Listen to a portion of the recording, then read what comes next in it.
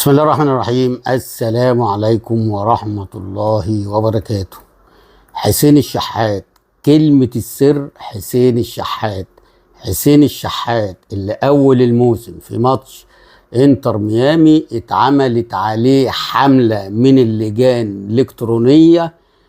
أي حد غيره كان بطل كورة، والله أي حد غيره كان بطل كورة. وأنا قلت الكلام ده، قلت إن الراجل ده ياما كسبكوا وياما فرحكوا وياما هيكسبكوا، واحسن من اللي انتوا جايبينه ابو 200 مليون جنيه او ب 150 مليون جنيه اللي هو هرب اصلا من اللقاء.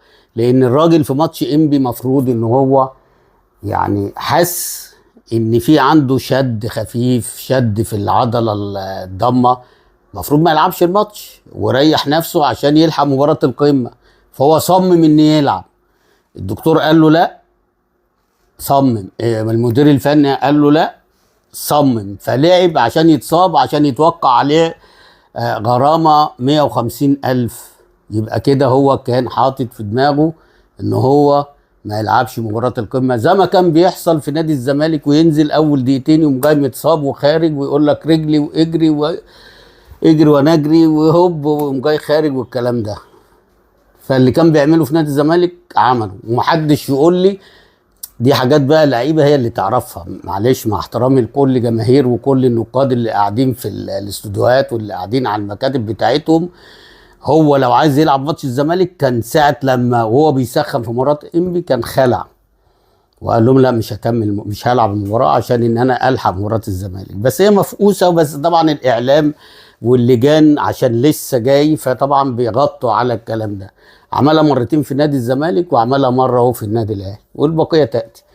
نرجع لحسين الشحات. حسين الشحات بينزل يقلب مجرى المباراه. هنقول بقى من البدايه، الزمالك فرط في فوز الشوط الاولاني في اول، تحديدا اول 5 دقائق، انفراد لعدي الدباغ. بيطلع الشناوي بيعمل صد عالميه زي ما بيقولوا، يعني بيعمل صدة يعني لو دخلت دي كانت الدنيا اختلفت. بعدها على طول هات وخد ناصر ماهر مع ادم كايد، انفراد حطها مشيت من جنب القائم.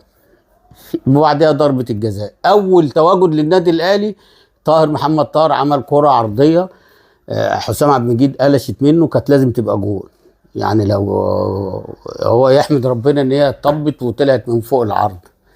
ده اول بقى ظهور للنادي الاهلي. من ساعتها لغايه ما المباراه انتهت والنادي الاهلي ركب الجيم. طبعا النادي الزمالك قاعد عنده راجل يافطه واقف على الخط، مش فاهم حاجه ولا عارف حاجه، ولا حتى الجهاز اللي معاه ان يقول له نص الملعب مسروق منك، بالذات الشوط الاولاني،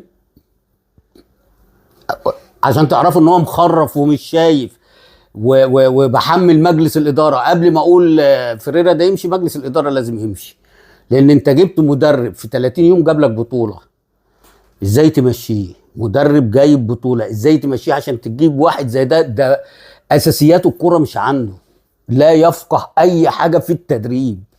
يعني النهارده حتى كمان تغييراته بيسايب واحد عنده 40 سنه وبيطلع دونجا وبيطلع معرفش مين وبيطلع مين وبيطلع مين، تغييراته كلها سمك لبن تمر عين.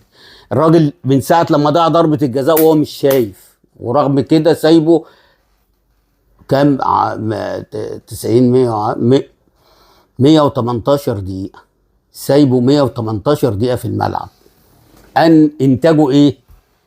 مفيش انتاج. المهم الشوط الاولاني كله انت شايف الفرقه خلاص وقع، لازم تطلع عبد الله السعيد ولازم تطلع ادم كايد ولازم تجدد تاني اللعيبه في نص الملعب، تقفل نص الملعب اللي هو النادي الاهلي صال وجال من خلاله. مع انك انت مفروض لو في حد بيقف ويمسك كوره ويلعب على الهجمات المرتده دي انت تكسب الاهلي النهارده 3 4 اجوان، ولكن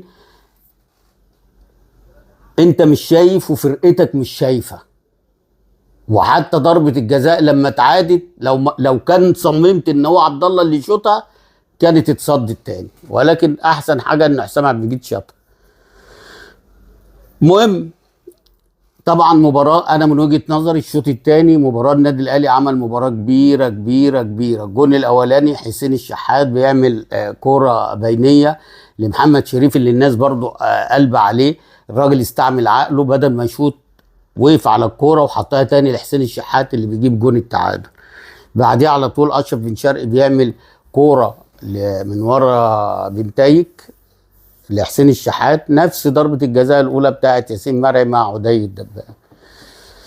فعايز اقول لك الحكم النهارده كان هايل، حتى لما حسب ضربه الجزاء وما قاوحش وراح شافها اللي هي كانت جت في بطن بنتايك او في صدر بنتايك، رجع تاني للفار ولما شافها رجع ما عاندش ولا صمم ولا الكلام ده، رجع لغى الكوره.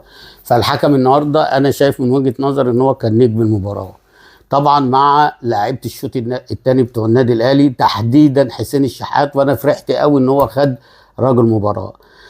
مبروك للنادي الاهلي، ولكن على مجلس الاداره لازم تقدم استقالتك بعد الاخفاق اللي حصل ده، ودي فرصه عمرك ان انت كنت تكسب الاهلي النهارده.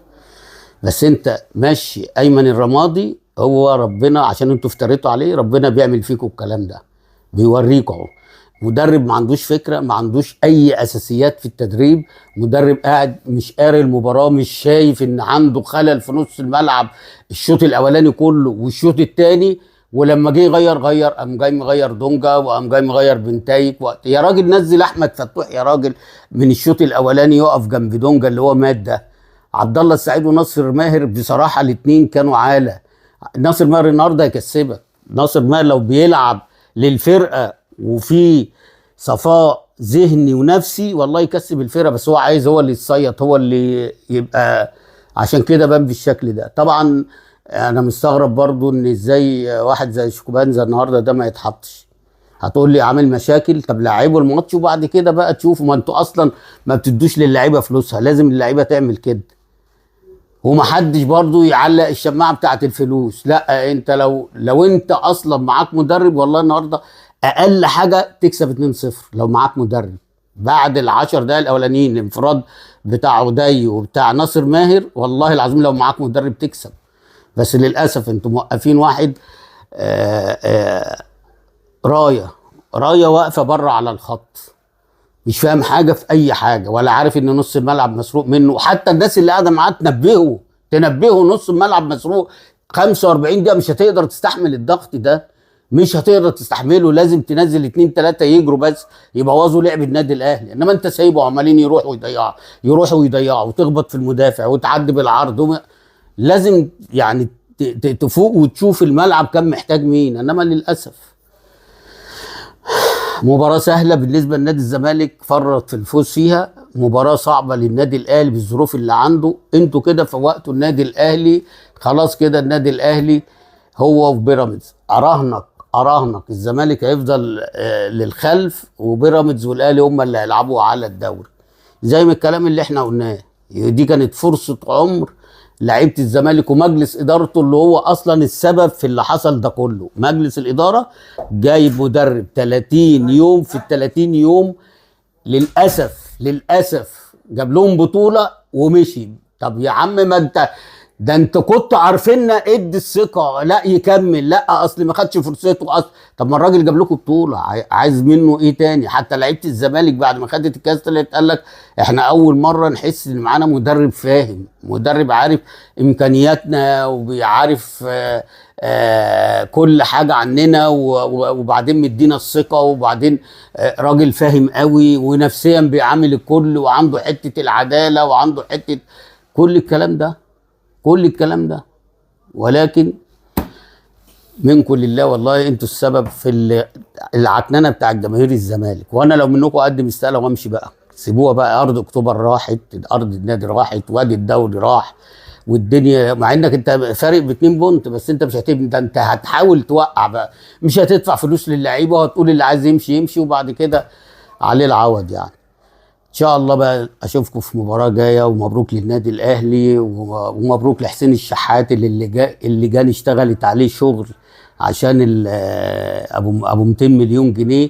وانا قلت لكم حسين الشحات لما هيجز هيقعد اي حد، وهو هيقعد اي حد، بس اول ما ترجع تاني بقى هيقعدوا حسين الشحات ويلعبوا عشان طبعا الفلوس تطليع اللسان بقى.